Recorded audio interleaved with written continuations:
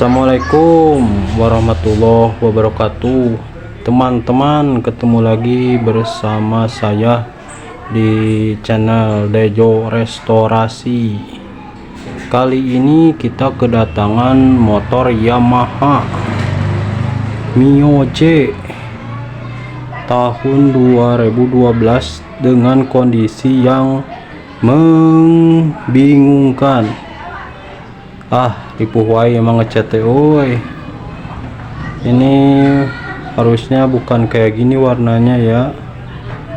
Nah teman-teman, ini bagian pinggir belakang ya, tuh spakbornya, bodi kasarnya, bodi halusnya sudah pada kusam. Kita bakalan cat semua, restorasi. Tuh tutup covernya nggak ada, covernya sudah pada ini ya. Ini yang pakainya si Grandong kayaknya nih, Valentino Dadang Rossi kayaknya nih. Covernya sudah copot-copot kayak gini.